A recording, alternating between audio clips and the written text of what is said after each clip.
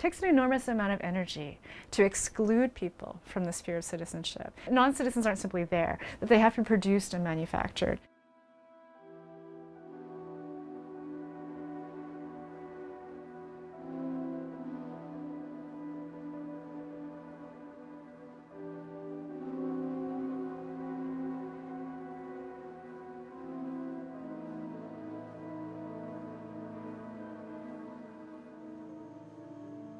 The head tax was introduced in Canada in 1885. Every Chinese person entering Canada had to pay $50. And then it went up to $100, and in its final iteration, it was raised to $500. And that amount stayed until 1923, at which point the Chinese Immigration Act was revised and amended to exclude all Chinese migration to Canada.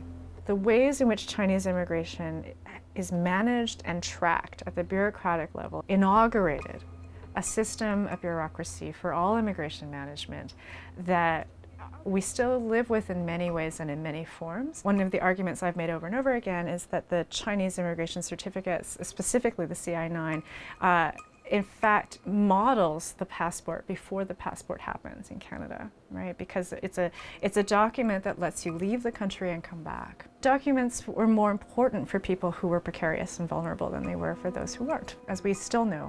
The CI-9s are, for me, incredibly special. There were always two that were issued, one that was issued to the migrant and one that was kept on file. So what we have in Canada is an almost entirely complete collection of over 40,000 CI-9s. You get a much clearer picture of the scale of Chinese migration. What you have on each certificate is the story of a person. So you have so much detail, right? You have name, alias, place of birth, the year that they arrived in Canada, the occupation that they claim to have, and then details like scars, moles. You have some person looking at the person applying for the certificate and reading their faces, reading the descriptions of the scars.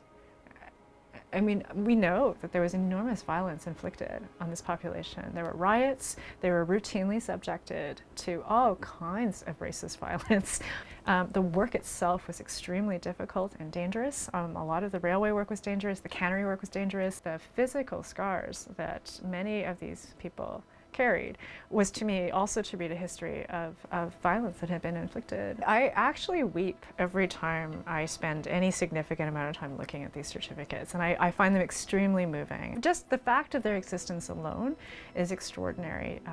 We have very, very few photographic records of racialized people who are working class from this period in history. To see the faces of people who identified as laborers, as cooks, as coal miners, that to me is incredibly powerful, right? We don't really often get to see the faces of people from this time in history who do this work.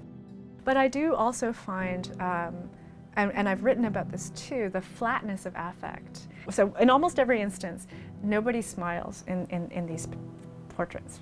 And for me, one of the most moving things about it has to do with the ways in which emotion is suppressed in the photograph, the ways in which it models citizenship and of belonging long before these things were formalized. Right? There was an understanding of the way in which you're supposed to look in order to be permitted entry into a place.